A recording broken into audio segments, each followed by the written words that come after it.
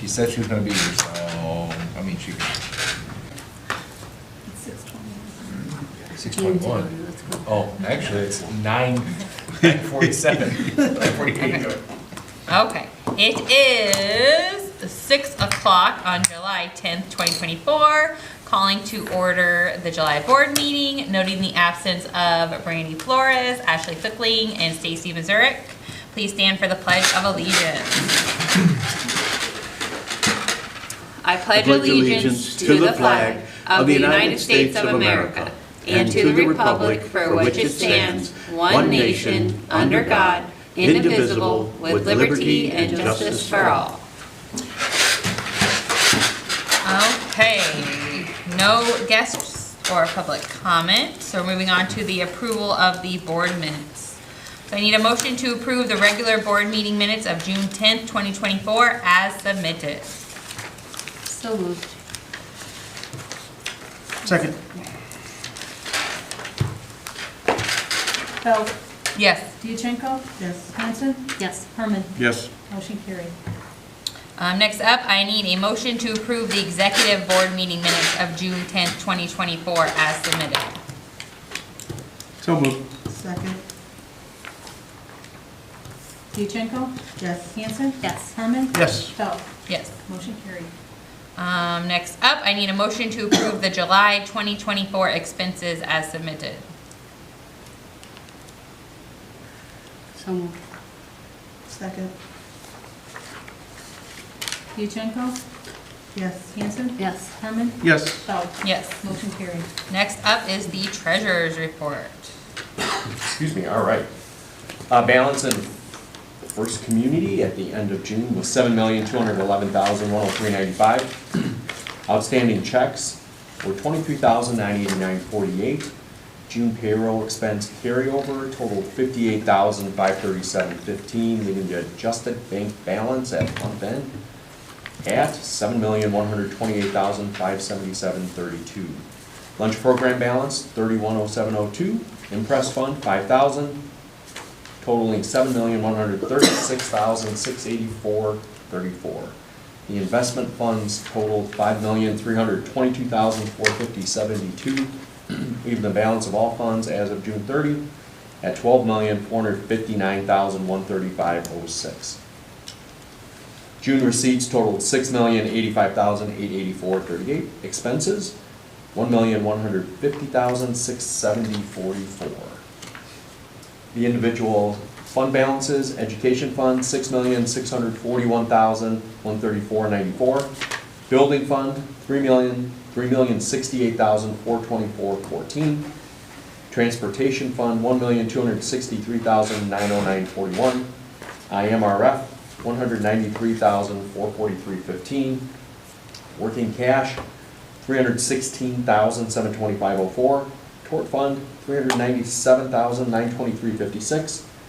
Life safety $577,574.82. Interest earned at First Community was $16,918.27. The rate held steady. We'll keep an eye on that. State made some distributions as well in June, not March. State aid $314,115.26. School lunch program $14,735.04. Regular transportation $94,283.36. Special ed transportation $55,021.66, and driver's ed reimbursement for $1456.98. And we had two real estate distributions. The second one for $4,382,928.24, and the third distribution for $1,064,928.90. Fund balances are in the packet. Does anyone have any questions or concerns for Mike?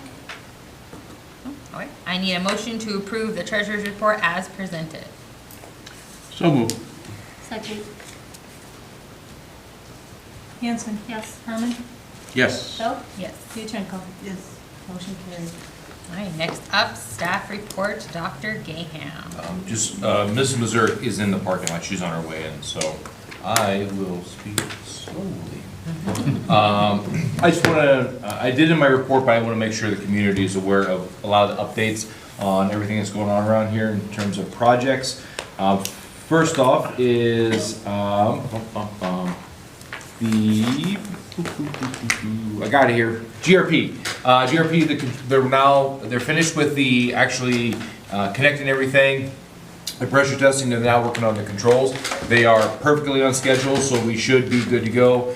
We have not waxed there, we have scrubbed the hallway floors. Obviously, we're gonna wait for them to get done with control systems and be able to scrub those, wax those, and we'll be good to go at the junior high.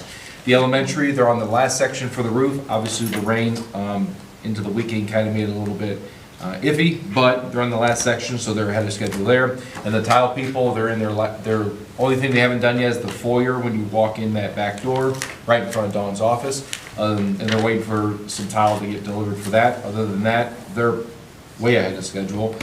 So all of that will be waxed, and the elementary is ahead of schedule as well. So all those things are very, very positive things in terms of projects for the school district. Mr. Duncan has sent out many, many, many messages regarding not only just registration, but hey, Bright Arrow is now our new communication system. So if you're a parent or you're a community member and you're used to seeing K-12 Swift, is that what it used to be? It's now Bright Arrow. If you are not getting a text along with the email from Bright Arrow, that means you need to actually respond yes to that email or that text response that we've been sending out. So everything from here on out, communication-wise, comes through Bright Arrow. So that's the title you're going to be looking for from here on out. I think I sent one on July 1st. If you didn't get that, that means you need to make sure, A, you don't have this blocked, because again, it's a new system, so it might be going to your spam. And then 2, make sure that if you didn't get the text, that you did reply yes. Will it automatically, once they do registration, it has the numbers in registration, will it automatically dump those in, or no matter what, they've got to respond to that text message saying yes? It will update their phone numbers, but they will have to respond to the text. Okay, So okay. that initial text, we will only ever send one text until you reply yes. Okay. So it's critical. You will not, even if we send another reminder, it won't go through. Okay, So that first text, they have to reply okay, yes. that's why I wasn't sure. If people start registering, will they get a new, automatically? They'll get emails and phone calls, but texts have special laws. Okay. So, and along with that, if you haven't got those texts and emails, the portal has been officially open for registration. You can go in there, and again, when you go in to register, you're going to see 1 of 3 options. If you're a cleared person, it's going to be basically auto-filled for you, and at the very end, before you hit submit, it's going to say, congratulations, your residency has been cleared, done, and then you'll get approved probably by the end of the week, because then it has to go through the system, and then the secretaries take care of it from there. If you are a cleared person, but you've moved, the very first question you see is, have you moved? And if that's the case, you want to say yes, because we don't want to run your name on the wrong address anymore. And then when you get to the very end, instead of saying congratulations, you've been cleared, and now acknowledges that you've moved, and it says please upload 1 document with your new address. And then the other option is you have not been cleared or you're a new student. Those are the folks that we need to come in and talk to Katie or Kara. All that registration information is on the website. What we're asking for is still the same thing: utility bills, mortgage or affidavit of residencies. If you're, what else do we got? Driver's license. Driver's or state license. ID with your Beecher in-district address. We need that Beecher address, because I think by state law, you're only allowed 10 days. 10 days to actually if it's change it within over. the state and 90 days without. So- if you're moving from a different So if you've been here for 6 months and you still don't have the right driver's license, that's a problem. And then, just so everybody knows, because we only had 1 FOIA this month, it was a commercial FOIA, it's been satisfied. This week I actually did my OMA and FOIA training through the Secretary of State's website, so we are good to go in terms of the board for another year. There you go. I filled in for the other 3 not being here with a lot of information. Oh, and again, thank you, Stacy. Thank you, Adriana. Thank you, Mrs. Mueller. I had fun. I hope you guys had some fun as well. Minimal booze, which was a good thing. Minimal booze, which is all I asked for about. So that's me. Okay, next up is committee updates. Does anyone have any? I know it's the summer, so lots of committees don't meet, but does anyone have anything they want to go ahead and put out? I do not. Yours was the only one I knew that had the back to school bash, but that's not till August, so. For the Booster Club, we did meet last month. I know in the summer, we donated, or from the donations, the organization sponsored the congratulations pages for Aiden McGinley, and they did Shireman, the girls coach at the Illinois Basketball Coach Association. We paid for their pages in the book. But we are doing a lot of events in the year, and we do have more banners up if businesses want to advertise. So they can go on the Facebook page and email and ask. There's a number of different levels that they can do different kinds of banners or other ways to advertise and support. And we have no, unless someone has a reason for executive session, but I don't know that we have one, so we're good. Okay, so moving on to new business. I need a motion to acknowledge the resignation of Tyler Duran as the junior high soccer coach. So moved. Second. Hanson? Yes. Herman? Yes. Held? Yes. Missouri? Yes. Diachenko? Yes. Motion carried. And then it was in a packet in front of you when you came, was the Savas receipt. So I need a motion to approve the purchase of the Envision Elementary Math Curriculum for $90,697.80. Ms. Black did talk about this last month. Okay, I wasn't here. Oh. I just had a question. So those are 6 years of printed and, Printed and online. And online. Yeah. Mhm. Yep. And then kits. They got And some kit, like yeah. manipulative Yeah. kits and stuff like that too. okay, okay. And I think it's the same one, if I'm right, it's the same one the junior high did, right? And yes, and They again, ended up that liking was the not a same ones. stipulation, but they ended up with the same program, so I'm a fan of continuity, so if we got now a K continuity, that should be a good thing. I think that was a plus. Yep. Yeah. Okay. I move we accept the bid as given. Second. Herman? Yes. Held? Yes. Missouri? Yes. Diachenko? Yes. Hanson? Yes. Motion carried. Okay, next up, does anyone have any other discussion items that we need to discuss? I did get a phone call from Mr. Du Bois today. We put it on social media, and I think Mr. Sorsentraub's also blasted it out on his networks. We are in desperate need of a junior high cross-country coach. That is coming up. Start soon. Yeah, it's coming We're up very soon. practicing now, and so yeah. Without a coach, it's gonna be very difficult to have a team. Mrs. Swanson is still there, but she can do both teams full-time. So if anybody knows, or if there's a family, community member who can do that, be greatly appreciated. Reach out to Mr. Du Bois, Brandon Du Bois at beechertribute.org. EDU. ORG. Okay, does anyone have, so items for the August 14th board meeting? So there's the Sowick construction payment, that'll be on there, and that's a big chunk? It is. If you guys remember when we did all the bonding conversations, at that time, we had a conversation of bonding for this as well, or paying it off. It was $280,000, and it didn't make sense to try to bond for both. We do have the reserves for those kind of things, so we'll be able to make that payment. And so that would be in, like I said, in the August payments. Anyone else have anything else we need to make sure we add that you know of now? We are fully staffed, so there shouldn't be any hires, well, except for a cross-country Yeah. junior high coach. Okay, so only upcoming date is the August board meeting, which noting it's August 14th because we're on Wednesdays now. So next up is I need a motion to adjourn. So moved. Second. All in favor, say aye. Aye. Opposed? Meeting adjourned. Next up is our policy meeting, if you're staying, if not, have a wonderful rest of the week. Meeting, it is 6:17. Can I have a motion to start the meeting? You don't need a motion to start the meeting. Okay. It's all good. It's all, we don't have a lot of these, so it's. Right, this is you- what, the second one? Yeah. I don't know if everybody had a chance to take a look at what Dr. Gayam sent out. It looks like it's pretty much just the normal updates that we do every year for these.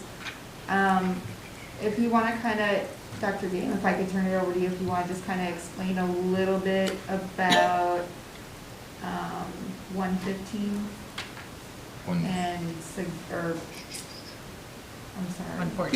Yeah, the ones that actually have some verbiage that are changed, I'd be very happy to Yeah. explain those and add to them. And as Ms. Mazurek pointed out, most of this, so IASBO has their, I'm sorry, not IASBO, Illinois Association of School Board has their own lawyers who work with IASA and work with the state on these. So their lawyers have already gone through a lot of this and updated. So when you see legal reference or footnotes or updated for precedent, that's what I mean by that. Their lawyers have already gone and said, hey, this is a new court case that now says this. So instead of this court case, it now references a more modern one. So the ones that you probably want to make sure you make a note of, again, doesn't change the practices that we do here, but it is going to change some of the verbiage. On 2260, which is our uniform grievance procedure, they have added basis of race, color, national origin as items that are prohibited through discrimination and harassment through the Illinois Human Rights Act. Also, it requires a process for filing complaints regarding discrimination and harassment. Just so you know, we actually already have that. I am one of the complaint managers, as is Ms. Black. So there's actually a process in place on 2260. But that, for us, the addition is that those extra pieces of discrimination and harassment. 265, they've renamed. Again, a lot of this is kind of on the forefront of the new Title IX legislation that's coming out. Nothing here is regarding Title IX, so none of the changes that are in here have anything to do with the new legislation. That is going to be 116, and I can assure you, Press Plus 116 is going to, I shouldn't say I assure you, if the world is the way it is, 116 is going to have some controversial things in it that we'll probably have some lengthy discussions in. But that's not any one of these. This is kind of a precursor to all of that. 2270 is a brand new policy, but again, it's a policy that now prohibits discrimination and harassment. The fact that they believe that, you know, that's a good thing. We should have those kind of policies in place. So that's all that one says. 4190, a little bit further down, that adds a requirement for any school district, personnel, or anybody who works for the school has to report any kind of violence that they see targeted towards schools, community, etc. And it strongly recommends parents and parents to do the same thing. So if you work for us, it is a mandate that you tell us. Everybody who works here is a mandated reporter, so they have to report child abuse. But this also does any kind of, hey, I saw a shady character walking around school. As a teacher, I need to report that to the administration, and it's encouraging families to do the same thing. If I'm driving by, and if Mandy's driving by and says, "Oh, hey, just want to let you know I saw a guy who looks like Mike Meyer sneaking around the door," those are things that we're looking for out of 4190. 510 directs people back to the uniform grievance procedure. And it also follows the Pregnant Workers Fairness Act and the Fair Labor Standards Act. That is the two things they added for those within those grievances. And then the big one that I would, again, it's not even the big one, but 5100, there is a caveat that you guys can add an extra paragraph, and that paragraph simply says that and again, we do everything we can. We did it 2 years ago. We didn't do it last year. It says that our staff has been trained in CPR and stop the bleed processes, that please be mindful that, and all of our PE teachers have been fully certified. I don't want to put something in there that says that, and then if something happens to it in a given year where we can't get everybody CPR certified, then that says that they are, and I don't want to put that misnomer out there. It doesn't affect the policy at all. It doesn't affect what we do, but I just don't want to lie. I guess I don't want to lie to the people on that one. Backsides, section 720. It adds physical appearance, socioeconomic status, and academic status to harassment or bullying, and so you cannot bully or pick on people for those items as well. You can contact the complaint manager, or Beecher established last year the bullying reporting form that we do have online. And then 7180, this is a law that was already in place, This is actually just adding it to the policy per se. Anybody who is found involved in a bullying situation, both the victim and the perpetrator, families have to be notified within 24 hours of the school being informed of it. Again, just so we're clear, if Mrs. Gersh's son experiences bullying, but she doesn't tell the school for a couple days, and then she says, hey, I just want to let you know this happened, and the school investigates it, it is then on the school within 24 hours of being, finding there is a incident, to notify the perpetrator, because obviously the victim informed us of it. It's not 24 hours of it happening, because there obviously has to be notification of us. But if we're on the playground and we see something that, and we investigate and find it is a bullying situation, and parents don't know about it, there's the duty of the administration within 24 hours of that incident of us knowing. So, I just want to make sure that that was clear. It's not of the incident happening, it's of us being informed and finding out it is a bullying item. It's 140 pages, if you guys would like to more thorough reading on it. It's a lot of fun. Any questions on any of those? I know I kind of went through them fast, but.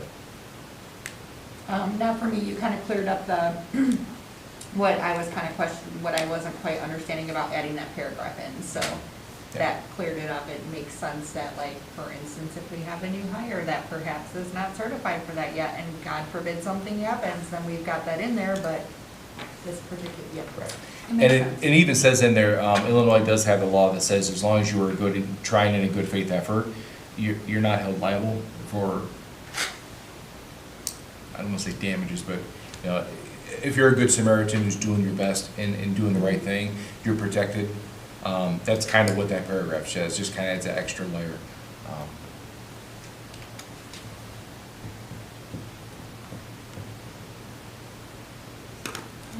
Anybody have any questions? This is the exciting part about being a board member.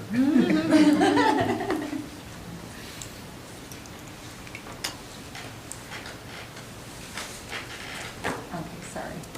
I guess I can't chew bubble gum and walk at the same time. Okay, so I'm assuming then would we approve these tonight, or would that be on the next agenda? So what happens is, August will be first reading, and then September will be second reading. Gotcha. And so nothing is actually adopted until the September board meeting. So the general kind of gives everybody time to go back and digest. Okay, is there any public comment on this? Since we have public here, I didn't realize.